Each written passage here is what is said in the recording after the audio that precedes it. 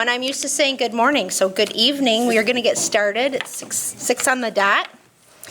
Welcome, everyone, to the Kent County Board of Commissioners meeting for Thursday, October 10th. Madam Clerk, I'm calling this meeting to order, but Madam Clerk, will you please call the roll?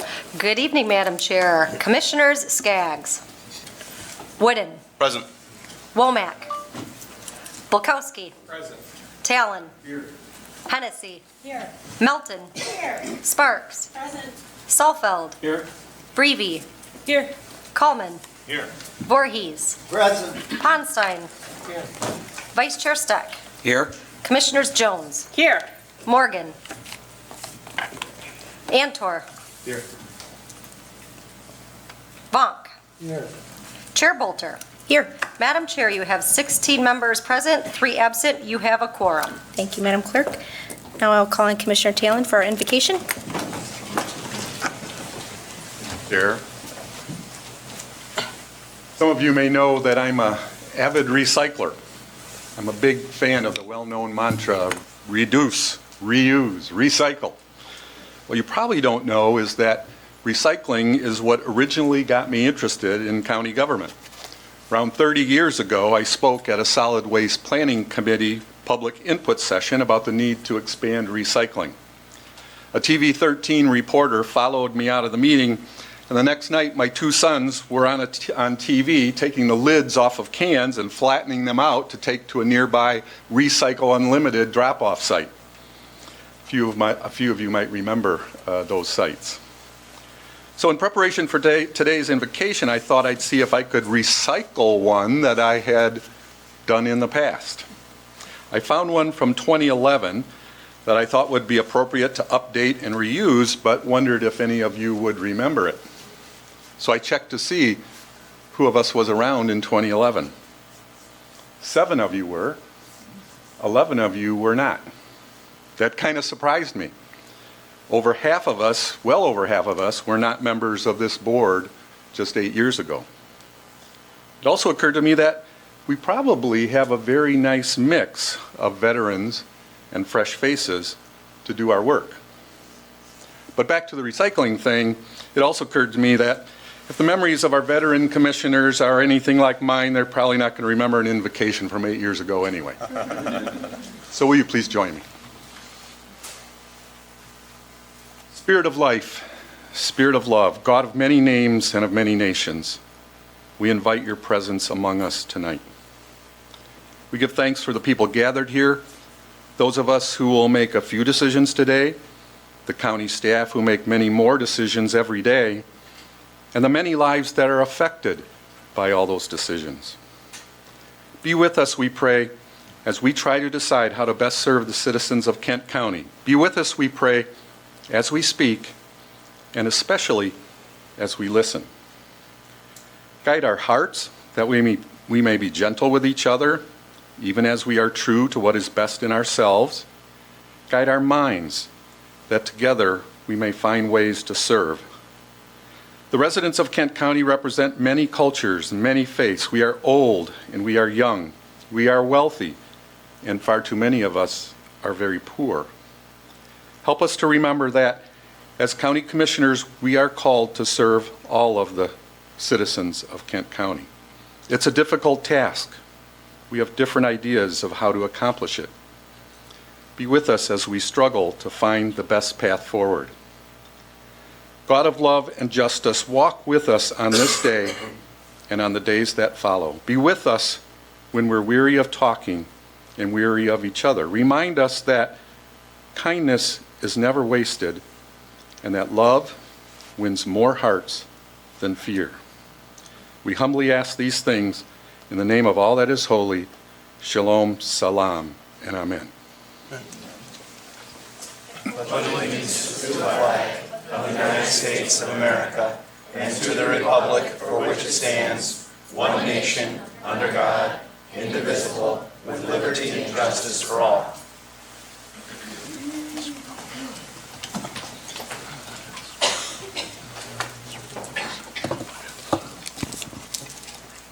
Thank you, Commissioner Talon. We are on to item 5 on our agenda, special order of business. I'll call up Matthew Van Zetten and Sandra Ghostin Jones to give us an update. Good evening, Commissioners. We're going to try to do a quick blast from the past and tell you and share with you updates from the Family and Children's Coordinating Council and some of our major initiatives over the past few decades in all of about 10 minutes. So let's see what we can do, okay? Many of you might not remember what the Family and Children's Coordinating Council is, but this is a state-mandated body that was created by Governor Engler in the 90s, where the leaders from those institutions and those systems we identified on the slide come together to talk about community needs and how to respond to them.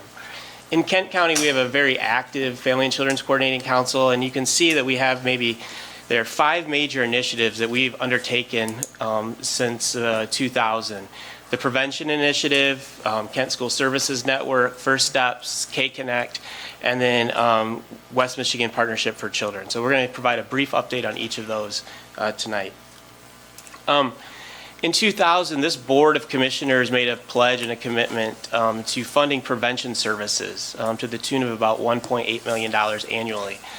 And you've honored that through recessions, through good times and bad times. But the funding was dedicated to do primary prevention for those of us, for the youngest of those with early childhood, to do secondary prevention, those people that were referred to child welfare services but didn't have a substantiated case, and then the family engagement program, which was intended to serve those that had substance use issues, but to work with the entire family, not just the individual who is the substance user, but to work with the whole family to strengthen the whole family. And the unique part back in 2000 was that you created a mandate really to do an evaluation of these services to see how effective they were. So we did that. And we did a cost-benefit study, and we did a whole series of program evaluations. And we reported 10 years ago about that. And at the time, we found that Healthy Start and Bright Beginnings had very positive cost-benefit ratios. We found that Early Impact had another significantly high cost-benefit ratio.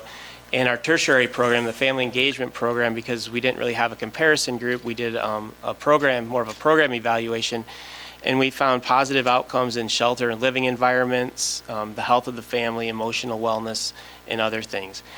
All in all, the Prevention Initiative did an amazing job for the people it serves, and it continues to serve people today, each and every year.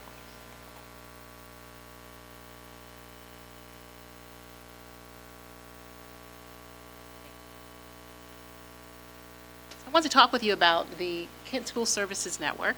I think most of you have some level of familiarity with KSSN, as it is commonly known.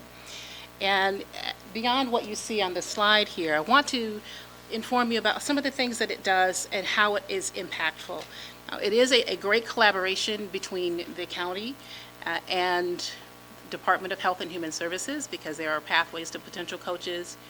We're working with all of the districts across our county. This is one of those rare initiatives where it is covered through the whole border to border for the entire county, and school districts are well represented, as well as the ISD. Some of the services that are provided are related to behavioral health, mental health services. Oftentimes, children come to school with far more than a backpack, with baggage. They have a lot of things that are happening within their homes. There are things that are outside of their control, certainly as a child, but things that impact their learning and being able to learn. KSSN is able to have an impact on not only the mental health services by making sure those services, but also to address issues of chronic absenteeism, where they look to find out, well, why is this child not coming to school? What's happening within this child's life that's preventing them from being able to go to school and get the education that they seek? I would encourage you, if you don't know about KSSN, please check out their website. Please, if you would like one of us to intercede for you and make that connection, we'd be happy to do that. Next, we'll talk about K-Connect. Oftentimes, people think of K-Connect and think solely about the data. That's a big part of who they are, but they too are collaborators within our community. They work with a wide variety of nonprofit agencies, with the school districts, to provide information that we can all use to make our community better. You can't be impactful if you don't know what the problem is. And K-Connect does a great job of pulling information that other entities can use, problem solve, and identify where issues are. They use a common agenda to ensure that all children in Kent County have a clear path to economic prosperity through the educational initiatives especially that they do. Driver of K-Connect is big system change. All about bringing together disparate systems so that they talk to one another and they sharing the data that, again, we all need to make informed decisions. Whipping right through because I know we have a time crunch. The next is First Steps Commission. It was created by the Coordinating Council many years ago. It is a public-private partnership, and as you all know, they are the administrator of the Ready by 5 Early Childhood Millage. The initial funding has gone through for outreach and assistance in the amount of $2.4 million. And we're very fortunate. We are the only county within the state of Michigan that has an early childhood millage. Other counties are looking at us rather enviously, let's say, it's a wonderful thing for us to have. It's truly a feather in Kent County's cap. So some of the things that they are going to have an impact on include, in addition to the outreach and navigation that I spoke of, or home visiting. It's important that parents who are having children have the supports and that they need. I want every child to be able to start out on an even playing field. There are too many children in our community who don't have that. Also, in this next round, and the RFP was released yesterday, is environmental health, which will be asthma and lead screenings. That will be done in conjunction with the home visiting, because sometimes the home visitor, the person who's doing the home visit, sees things within the home that raise concerns. And if we can tie that together with necessary screenings regarding lead and asthma, for example, we're completely better off for that child to be able to address those things early on. The early learning and intervention services are also part of that RFP. And again, that's all about making sure that we can address issues before they become bigger issues. Children are well prepared and ready for kindergarten and beyond. Resident proposal review process for the RFPs.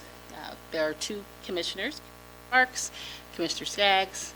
I serve on that board along with several parents. There are 4 parents. We have an early childhood expert. So we try to make sure that we have a wide variety of individuals who are responsible for allocating these dollars. Come from a wide variety of places within our community, whether they be single, married. We wanted to make sure it's representative of Kent County as a whole. People from Sparta, people from Byron Center. Again, it's all inclusive, and we want to make sure that they are making informed decisions when they're allocating these very important dollars.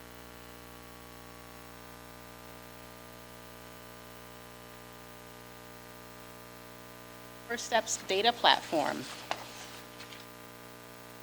Vision is that we would begin this process of services Ready by 5 with benchmarks.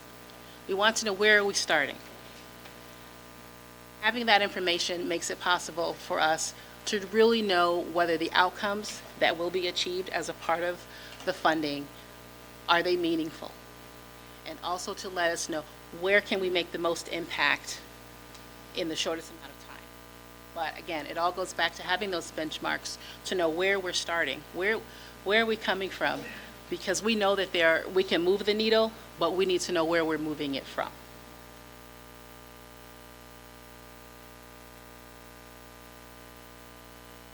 So last but not least is child welfare. And want to take you on a quick memory jaunt. 4 years ago, this evening, the evening meeting of the Board of Commissioners, I spoke when Chair Salfeld was there about legislation that we and the county got passed that was going to change how child welfare was funded in Kent County. We had worked to create a cap on our costs, and we were going to take whatever savings that we created and reinvest it into home intervention. We worked with the legislature, the governor, the Department of Health and Human Services, and got that through. And it was all done because the state of Michigan is under a federal consent decree with children's rights. And that is not well known, but it's 2006, the state of Michigan has had a federal consent decree, a judge overseeing our child welfare system and its outcomes. One component of that was a performance-based contract, and that's what we created when we worked with the department and the legislature. Like I said, we capped the county funds, we've invested money in early intervention. Instead of having us front the money, we forward money to the state of Michigan on a quarterly basis so that they can take our money, match the federal money, and then provide a lump sum payment to our friends at West Michigan Partnership for Children as a case rate, to make it nimble and flexible. We've done that, and 2 years ago we launched it. October 1 of 2017 it was launched. It took us about 2 years to set it up from the time the legislation was created to the day it launched. We did an actuarial plan. We worked with the department to create benchmarks and everything to be performance driven. So what does West Michigan Partnership Children do that's a bit different?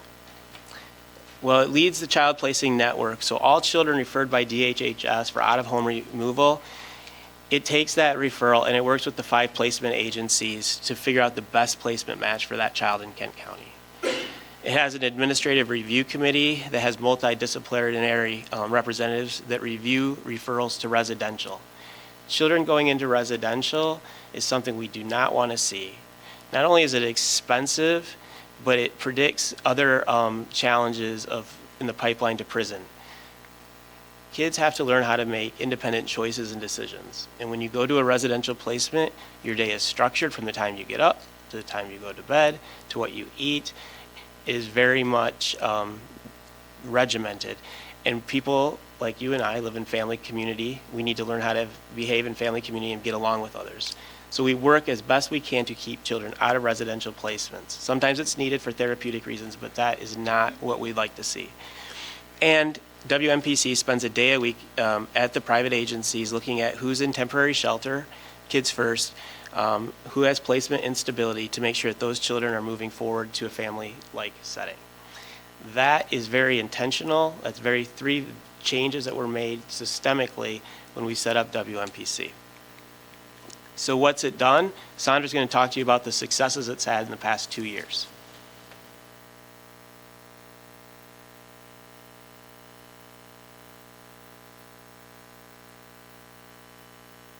Successes of WMPC have been many.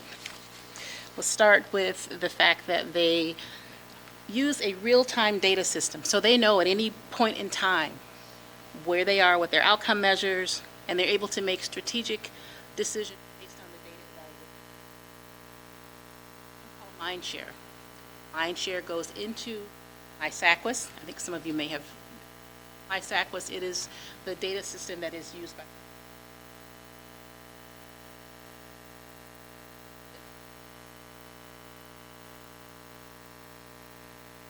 putting that mildly.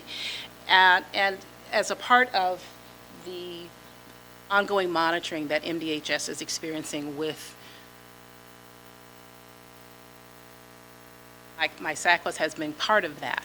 In fact, despite the state having invested well over $100 million into this system, the judge has said they need to find an alternative.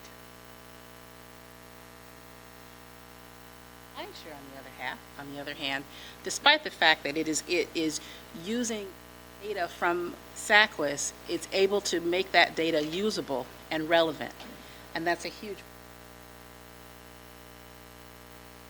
They also have instituted something called enhanced foster care. So there was something that foster home.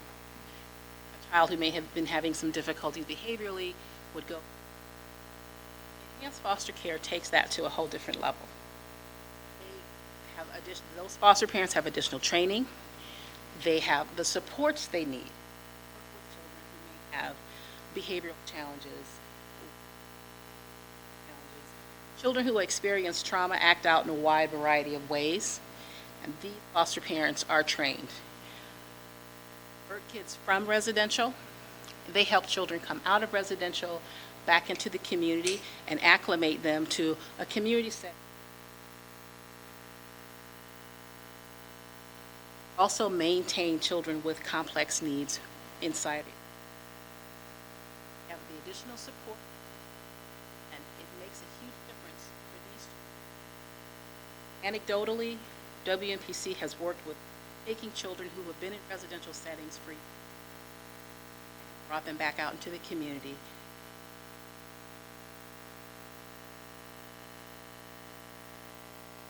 Additional successes. In the third quarter of FY 2019, they exceeded 9 of 11 key indicators as compared to the state of Michigan. And is a pilot, so they do things a little bit differently. Traditional child welfare and foster care.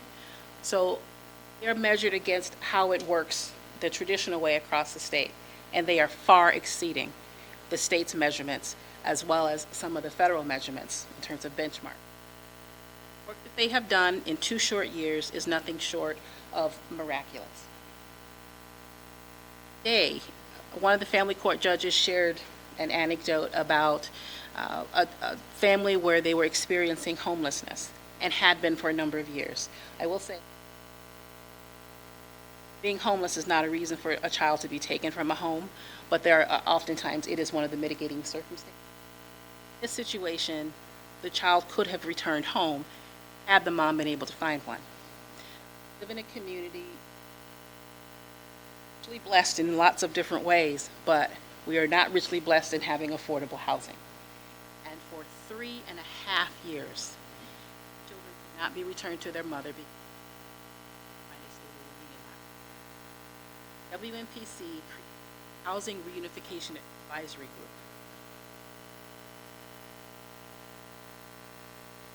Found housing for this family and the mother with her children. That's something that we can celebrate. Again, it all goes back to the innovations that WNPC is able to do. Kathy spoke of them being nimble. That nimbleness, the ability to be able to make changes very quickly and to be innovative are what's driving some of the success that you see.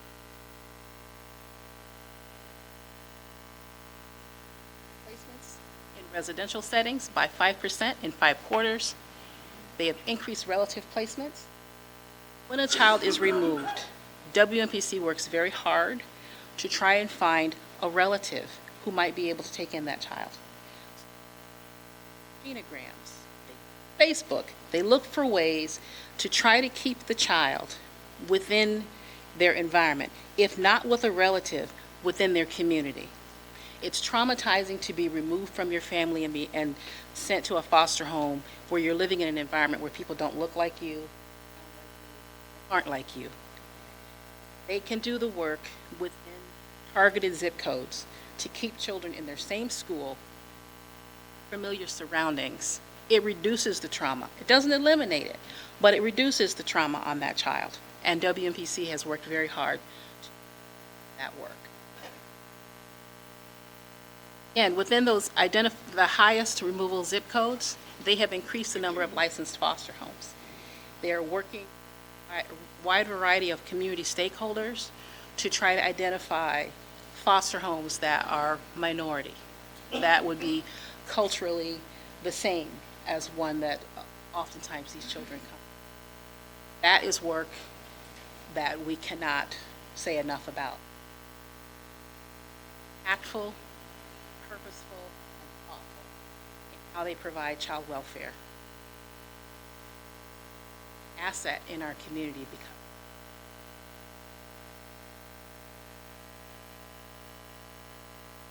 So we spent a little bit more time on WNPC than we probably would have otherwise. But here's the real reason why. In our recent challenges in the legislature with line item vetoes and changes at the state administrative board, the West Michigan Partnership for Children was zeroed out in the administrative board cuts. It was specifically targeted to be eliminated with a $2 million cut by the governor's office. Even though it's had these types of outcomes in the past 2 years. Some people think it is seen as a pet project of some legislators, and that's just frankly not true. This project was worked on by the department, you as okaying public policy changes and supporting that, the court, our CMH, our private agencies, the philanthropy in this town invested money in Mindshare. This has been a long journey, and it's essential for our state to get out of the Children's Right consent decree. We need to provide a model, a performance-based model, and this is the pilot that's being looked at. It's being evaluated by people at the University of Michigan and others to make it work. So as of right now, there's 850 children that are in care and foster care in Kent County that we need to somehow start to transition to something else because there is not funding as of November 1st. So we're here today. We've met with the coordinating council. We're writing a letter to Governor Whitmer. We are meeting tomorrow with the lieutenant governor, and he's here in town. We've met with our representatives and senators this week to share with them the importance of WMPC. I think it's important for you to know as county commissioners that this is essential service to our community. You as commissioners have invested in child welfare services through your prevention initiative, through your child care fund for years, and done an admirable job of leading. We have the largest in-home care program in the state of Michigan except for Wayne County, and we get good outcomes. So we are working diligently to resolve this. WMPC staff is here tonight. Some of their board members are here tonight. You can talk to them later if you'd like to after the meeting. But we wanted to make sure you're aware of this and what we're doing as leaders on your behalf to work with the governor's office to get the funding to come back to WMPC. Happy to answer any questions. Thank you for that presentation. Any questions or comments for Matthew or Sandra? Commissioner Milton. Thank you, Chair. This might not be the right avenue to ask this question, but throughout, I mean, wonderful, sounds like just a wonderful, wonderful program. Something that wasn't mentioned, though, and I don't know if this falls within the realm of what you were talking about, those foster students that age out. And you talked about the affordable housing, which of course is hard for them, but you have an 18-year-old who's still a senior in high school and they've aged out. And again, if this is not the right place, I can... WMPC works with 311 Housing and other community providers to work with them and the private agencies as well. Center for Community Transformation is doing a lot of really great work with children aging out of foster care to provide real life work skills so people are independent. So that's part of the reform model. Okay, thank you. Commissioner Sparks. I'd just like to, as someone who has been through foster care, thank WMPC for the work that you're doing, and hopefully we can find a solution to this. This is very important. This is the future of our community, so thank you for your work. Commissioner Talon. Thank you, Chair. I'll add another exclamation point to that, the amazing work that's occurring and pretty innovative. I have a question, and I'm not understanding where the $2 million fits. And maybe that's not a question you can answer now, but that maybe you could provide us some follow-up information about. But, you know, in the big picture of the child care fund, what the state pays, what we pay, where does that $2 million fit in all that? The $2 million is the administrative cost for WMPC to pay for their staff, for Mindshare, for the creating the enhanced foster care, for all the compliance that's required with state and federal law. It's the engine, the horsepower, the system change effort to move the system, the accountability that receives all the children. So it's the accountable partner, and their staff and their administrative staff are the ones that then work with the private agencies and hold them accountable for outcomes for the children. So what they've done basically is say the $2 million for your brain, your head, your thinking to drive the outcomes, we're taking that away and So the case rate would go away, the nimbleness would go away, all the reform work that we've done, those people would not be there to do the work. And so that's the 2 million. If I could just follow up. So the rest of the funding for the program was part of legislation that was approved, but this was not part of that legislation that happened 4 years ago. It was like an additional piece, and that's, I think, the We can piece that I'm talk. missing. Okay.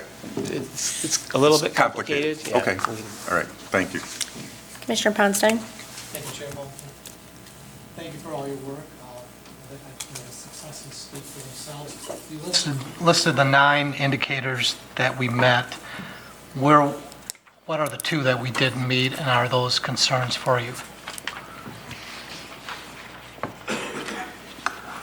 They are concerns. Those that are not met are getting children to the dentist within 30 days of them being placed, and having an initial medical appointment within the 30 days, which is, across the state, that's a difficult one to meet, but they're actively working on that, but those are the 2. Commissioner Womack? Yes, I want to thank Matt and Sandra for such a great presentation. And it definitely started out great.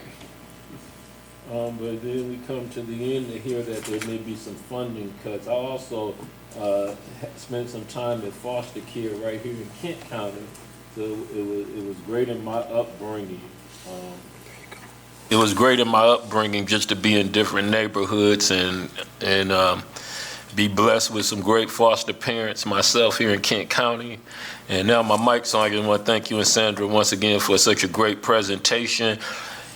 When you say this $2 million is going to affect the administrative costs, can you just give us a little more data on how many families this will affect, how many children, how many people employed this will affect, and plans of advocating to try to keep this $2 million coming, and what leaders who are concerned about that can do, voices in our community?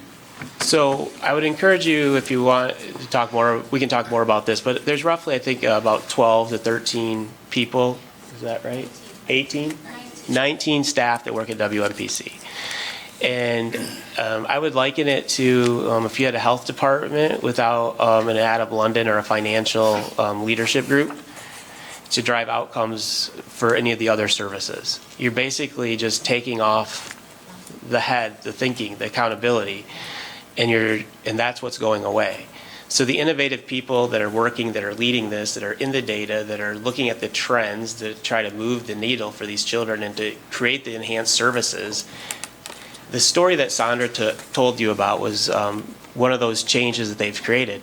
Because we had a case rate, they were able to spend $1,500 in child welfare money to get that family their first month's rent, their last month's rent, and whatnot. In the old model, we couldn't have done that. There wasn't a pot of money to spend to help family get housed. When you have a case rate, you're accountable for the pot of money and for the outcomes, and not just the daily care of a child. And so those are the things that will go away, is the opportunity to be nimble, to create the enhanced foster care model where we can bundle significant services with a foster family. We can pay them more money to take a child so that they can stop their traditional work maybe and just become a permanent foster parent.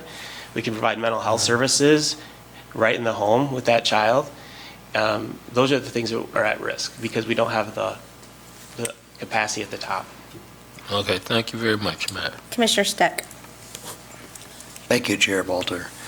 First of all, thank you, Matthew, for the report. It's important for us to hear this, but I also know that there's an awful lot of folks behind you that have worked for many years to make what I think is reflective of the kind of innovation and attention to solving problems that this community is capable of doing, and doing in a very unique way. And so I congratulate all of you on that. It is also what makes it so frustrating for anybody who has really looked at how this system functions and how it's worked and the outcomes that it's generated. to have it sitting in the balance now because of a budget dispute. And not because the system, not because the programs, not because this initiative isn't successful in making changes in lives, but for some other political reasons. So certainly I join you in hoping that that solution is going to come forthwith, and we can move on and do the important work. Commissioner Coleman. Thank you, Madam Chair. I'm just struck listening to this. We spend a lot of time talking about the assets of Kent County, whether it's 82 Ionia or 320 Ottawa over here. But hearing, from folks like Matthew and Sandra and good minds for policy combined with a strong heart for the community and for children in the community especially, that's a rare thing. And I think that's the real assets of Kent County. And so I just want to say thank you. Commissioner Jones. Thank you, Chair Bolter. So my understanding is when it comes to this change that the governor had done, it's potentially effective January 1st? Is it November 1st?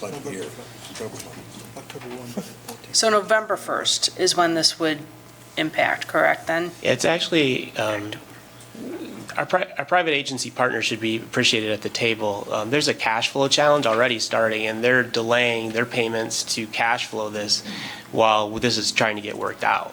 So there's already financial impacts to private agencies and others in this community because of this decision. So November 1st is the date. It would be 30 days after the cut, and so the contract. So that's the deadline, but in reality, it's already starting by delayed payments of cash flow to private agencies.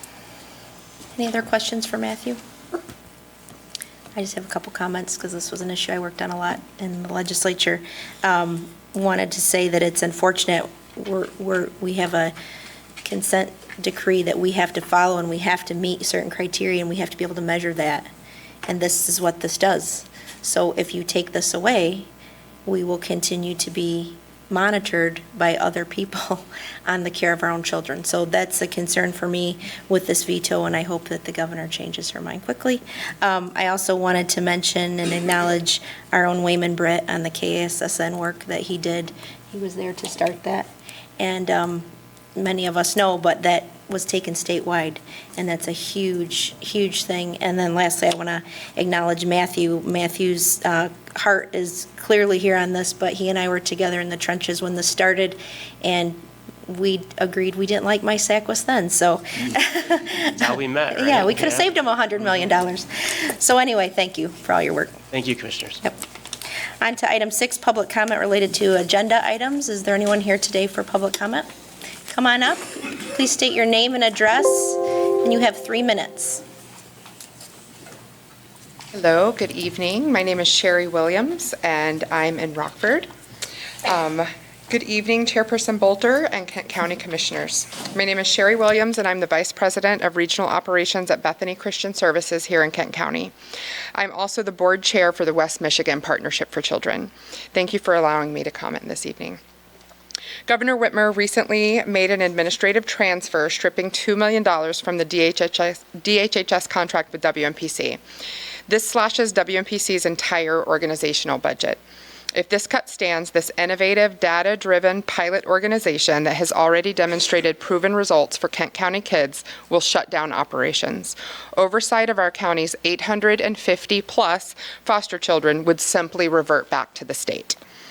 Early WMPC achievements include decreasing by 5% the length of time children spend in foster care, decreasing by 20% the total number of days children live in institutional care per year, as you've heard, and my personal favorite, increasing by 65% the number of licensed foster homes in the 3 Kent County zip codes with the highest child removal rates. WMPC is also meeting or exceeding statewide performance in 10 out of the 11 indicators required by the state's exit plan for the consent decree.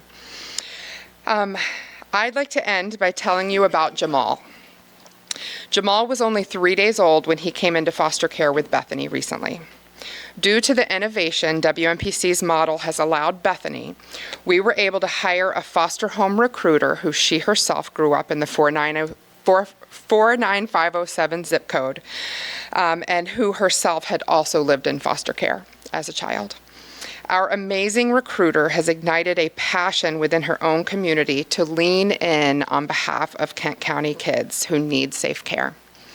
Due to this, Bethany has grown our licensed foster homes in these high removal areas from 10 to 17. So we've almost doubled that in partnership with WMPC. Prior to WMPC, this newborn would have likely been placed far away from his home community, away from public transportation, seemingly in another world from his home. But since he remains in his own community, this affords his mother the opportunity to visit with him frequently, to bond with him in these critical early days, weeks, and months in hopes that they will be reunified soon. Again, this is only possible because of the innovative funding and practice models allowed to us through the WMPC model. And the research shows that keeping kids in their own community directly ties to getting kids home more safely and more quickly. So Chairperson Bolter and Commissioners, Kent County is leading the state in its child welfare performance, and we don't want to go back. I believe WMPC's innovative results are a blueprint for the state and modeling what child welfare can look like. And I urge you all in your communications with the governor and legislature to emphasize the need to restore 100% of this critical funding. Thank you for being here tonight. Any other public comment today regarding the agenda? All right, seeing none, we are moving on to item 7, consent agenda, and I'll call on Commissioner Talon. Thank you, Chair Bolter. Move approval of the consent agenda, which includes minutes from our last meeting, the report of claims and allowances from the Finance Committee meeting of October 1, and establishing a public hearing date for our proposed 2020 county budget and millage rate. Support. Moved by Commissioner Talon, support by Commissioner Jones. Questions or comments on this? All right, seeing none, this is a roll call. Madam Clerk, please call the roll. Thank you, Madam Chair. On the motion to adopt the consent agenda, Commissioners Skaggs. Yes. Wooden. Yes. Womack. Yes. Bilkowski. Yes. Talon. Yes. Hennessy. Yes. Melton. Yes. Sparks. Yes. Salfeld. Yes. Breeby. Yes. Coleman. Yes. Voorhees. Yes. Ponstein. Yes. Vice Chair Steck. Yes. Commissioners Jones. Yes. Morgan. Antor. Yes. Vonk. Yes. Chair Bolter. Yes. Madam Chair, you have 18 yeas, 0 nays. The motion passes. The consent agenda is adopted. Thank you, Madam Clerk. On to item 8A, and I will call on Commissioner Steck. Thank you, Chair Bolter. It is my honor to move approval of Resolution 101019-95, which calls for the appropriation of additional $120,000 for 2019 senior millage budget from the Senior Millage Fund revenues. And having sat on that revenue allocation committee this week for many days, it's very appropriate to make that motion now. Moved by Support. Moved by Commissioner Steck, supported by Commissioner Coleman. Questions or comments? Seeing none, this is a roll call. Madam Clerk? Thank you, Madam Chair. On the motion to adopt Resolution 1010-1995, Commissioners Skaggs. Yes. Wooden. Yes. Womack. Yes. Bilkowski. Abstain. Commissioner Talon. Yes. Hennessy. Yes. Melton. Yes. Sparks. Yes. Salfeld. Yes. Breeby. Yes. Coleman. Yes. Voorhees. Yes. Ponstein. Yes. Vice Chair Steck. Yes. Commissioners Jones. Yes. Morgan. Antor. Yes. Vonk. Yes. Chair Bolter. Yes. Madam Chair, you have 17 yeas, 0 nays, 1 abstention. The motion passes. The resolution 1010-1995 is adopted. Thank you, Madam Clerk. We are on to item 8B, and I will call on Commissioner Breeby. Thank you, Chair. I move Resolution 96 of today's date, the authorization of the winter 2019 dedicated millage property tax levy from the Board of Commissioners and Fiscal Services. Support. Moved by Commissioner Breeby, support by Commissioner Salfeld. Questions or comments? Seeing none, this is a roll call. Madam Clerk, please call the roll. Thank you, Madam Chair. On the motion to adopt Resolution 1010-1996, Commissioners Skaggs. Yes. Wooden. Yes. Womack. Yes. Bulkowski. Yes. Talon. Yes. Hennessy. Yes. Melton. Yes. Sparks. Yes. Salfeld. Yes. Breeby. Yes. Coleman. Yes. Voorhees. Yes. Ponstein. Yes. Vice Chair Steck. Yes. Commissioners Jones. Yes. Morgan. Antor. Yes. Vonk. Yes. Chair Bolter. Yes. Madam Chair, you have 18 yeas, 0 nays. The motion passes. Resolution 1010-1996 is adopted. Thank you, Madam Clerk. We are on to item 8C, and I will call on Commissioner Voorhees. Thank you, Madam Chair. I would like to move Resolution 97 of today's date. And it's for the authorization and issuance of the Kent Hospital Finance Authority revenue bonds for Spectrum Health System. Comes to us from Fiscal Services. Moved by Commissioner Voorhees, support by Commissioner Wooden. Support. Questions or comments? Commissioner Coleman? Just to confirm, the way I read this is we're authorizing this, but it's not on the county's balance sheet. Correct. Thank you. Any other questions or comments? Commissioner Voorhees? Thank you, Madam Chair. Bolton, for a comment, please. I would request that, and thank Spectrum Health in allowing their senior vice president to work with Commissioner Hennessy and I on the board. If Lori, if you would stand a minute, please. Lori Smith is the senior vice president of the corporation in Treasury and Office, and she not only brings her great experience and education in the field, she brings a smile and really lifts up the whole, when the board's together, we know that Lori's there, and we're thankful for that. So thank you above all, Lori, and thank you, Spectrum Health. Thank you so much. Any other questions or comments on this resolution? I just have one. I have to abstain because they're my employer. All right, seeing none, this is not a roll call. I guess I'm not officially abstaining, but I'm unofficially abstaining. All in favor, say aye. Aye. All opposed? Abstain? All right. On to item 8D. I will call on Commissioner Bulkowski. Thank you, Chair. I'd like to move Resolution 98 of today's date, which is approved funding from the Department of Health and Human Services, and add 1 public health nurse and 1 outreach worker position. Moved by Commissioner Bulkowski, support by Commissioner Breeby. Questions or comments? Commissioner Bulkowski. Just to make a quick comment, that the title of the resolution is pretty mundane. However, this is related to funding that is addressing folks who are living with HIV/AIDS. Since Commissioner Talon invited us to remember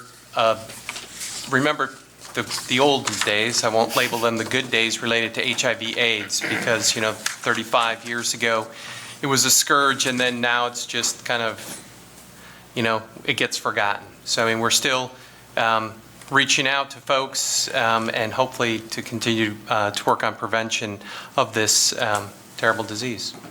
All right. Any other questions or comments?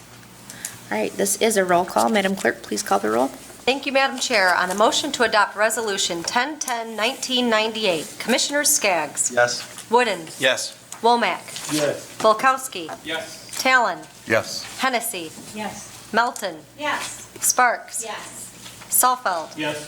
Breeby. Yes. Coleman. Yes. Voorhees. Yes. Ponstein. Yes. Vice Chair Steck. Yes. Commissioners Jones. Yes. Morgan. Antor.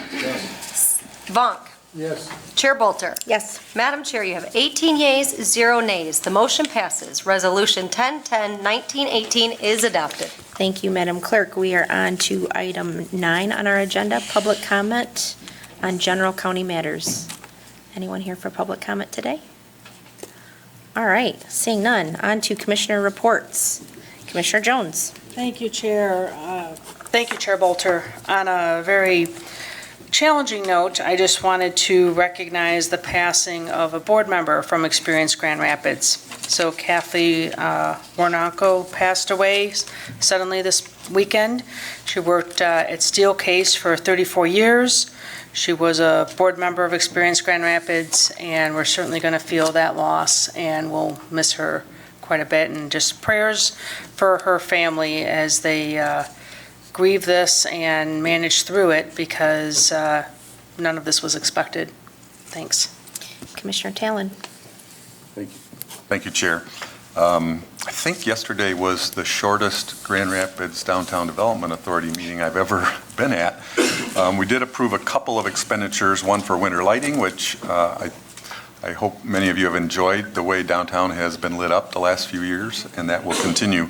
The other was approval of a retail innovation support grant for the DDA has, or DGRI has a program that tries to support entrepreneurs moving into retail in the downtown. And this was a really interesting entrepreneur who is a custom suit tailor operating out of his home in Kentwood and will be moving into commercial space in the 300 block of Division.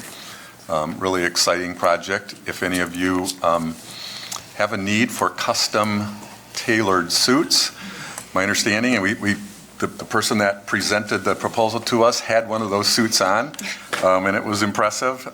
Check it out. He will be in that 300 block, and you can check it out on MLive as well. There was a story about him. Quite a great story. Great. Thank you. Commissioner Brevi. Thank you, Chair Bolter.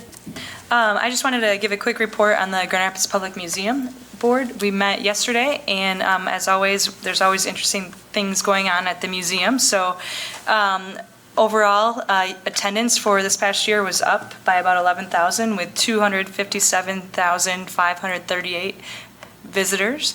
And so in 2018, it was 11,000 less. In 2017, 27,000 less. So the millage has really helped bring more people in and experience the culture that they provide. So a couple upcoming exhibits that are pretty exciting. On October 19th, the Design Zone exhibit opens up, and there's plenty of opportunities for STEM education there.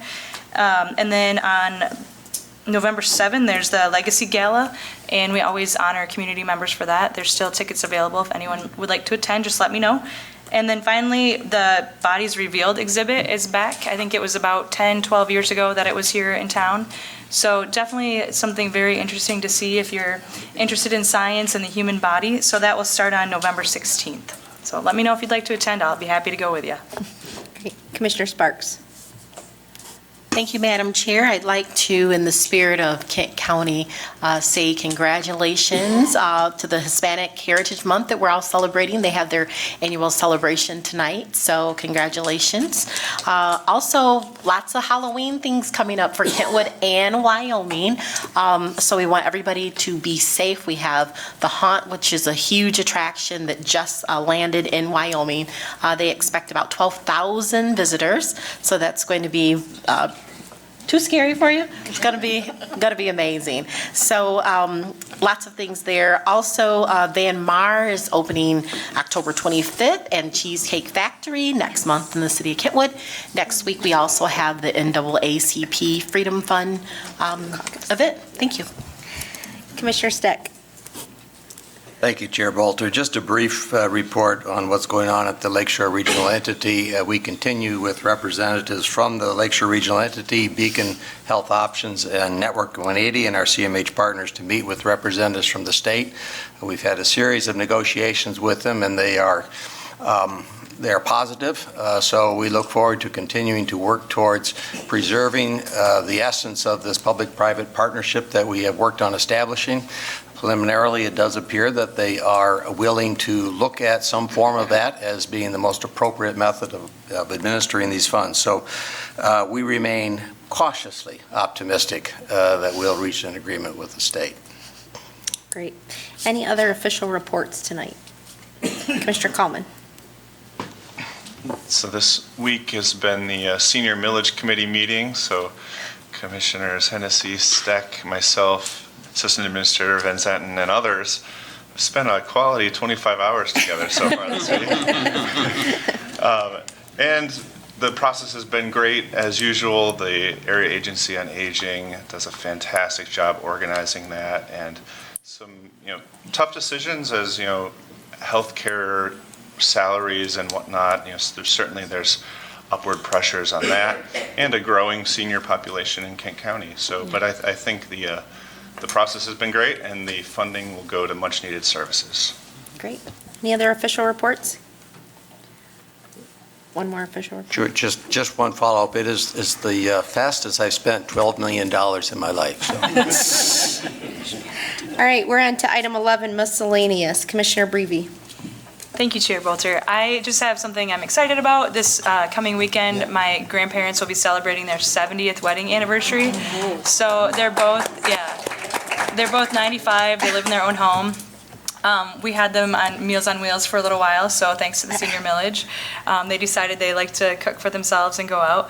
But it'll be a great time for family, but what a great testament to their faithfulness and love. So 70 years and they're 95 years old, so thanks. We've got good genetics. Commissioner Jones. Thank you, Chair. I would just like to recognize Adam London and the Health Department, and this is a fabulous broken record to continue to hit between Triple E and his planning and assistance with that. The big section of Oakfield had the spraying with the confirmed deer that had Triple E out there, and he was very proactive. He was on the phone with me on that Friday night at 9:45, so I'm really grateful that he doesn't sleep much. And then you add even tonight, where I had a supervisor in my district call with some issues, long-term issues with neighbors and dogs, and he was very helpful, and I am just really grateful for how proactive and accessible he is. And, when it comes to government, there are these moments where we do things really well. So even though government has its challenges, I will say that these moments really help government shine because it can work. Thank you. Thank you. Commissioner Ponstein. Thank you, Chair Bolter. Quickly, this past week, I had an opportunity to visit the White House for the second time. I just wanted to assure everyone that, yes, my stand-up question about the national debt was presented to the Director of Budget of Office and Management. It's the typical answer I get when I'm in Washington on that issue is it's something we don't have to worry about yet. But just want to let everyone know that, yes, I'm an equal opportunity offender. I have 140 witnesses. I also had a chance to talk to Secretary of Transportation. I was representing Kent County, but I was also representing the 83 counties of Michigan. I let them know the importance, not only the Sioux Locks, but the Windsor Bridge on commerce and transporting that commerce. I know there was a SMART meeting this week. Wednesday's a tough day to go, but I think everyone got the email from MAC listing what the legislative priorities and what they're working at in our Government Affairs Office. It's a really nice, easy template to read, so if you get that, that'd be great. And also, the bills for the 4-year terms of county commissioners are in hearing at this time. We've had testimony on behalf of MAC. There's an easy link on the MAC website or an email you should have got where you just have to type in your name and there's already a form letter that goes out. I've already got responses from all of my reps, so if you have time, just do that quickly. Thank you. Commissioner Steck. Thank you, Chair Bolter. Probably many of you know that today is National Mental Health Awareness Day. So in acknowledgement of that, I just want to take this opportunity to thank the many agencies and individuals in this community that do incredible work in dealing with the behavioral health challenges of our citizens. We have a plethora of agencies that have incredible capacity and competency in caring for our community, and I think we need to be very proud of them and acknowledge them. Thank you. Commissioner Milton. Thank you, Chair. I just wanted, we met several times at Chair Jones of the Finance Committee to go through the budget, and I don't know that it has been noted publicly how hard we work when we do look at the budget for the county. And I want to thank Chair Jones and all of the staff. All of our questions, for the most part, were answered. Any question that I had, and I know I have probably more challenges than most when it comes to money dealings, they were all answered to the best of anyone's ability. And it's just, again, it makes it so much easier to come in and make some of those hard decisions when you know that you are working with people who will go that extra mile to find out the information for you. So thank you to everyone who was involved in that. Great. Commissioner Bolkowski? Thank you, Chair. Two quick things. On the happy side, yesterday was the ribbon cutting and open house at the new home for a group called Artists Creating Together. It's an art entity helping folks with disabilities express themselves and expand their quality of life. Their executive, Angela Steele, and their board and staff and all the artists do a fantastic job. So it's a great community asset on North Monroe. And then on the not as happy side, I also echo the earlier calls for the administration and our legislative leaders to get back to the table and figure out this budget, because there are other issues that impact the county, mental health, Little Old Disability Advocates Kent County, and many others. So just everybody get together, and it's the year started 10 days ago. So let's go. Thank you. Any other miscellaneous tonight?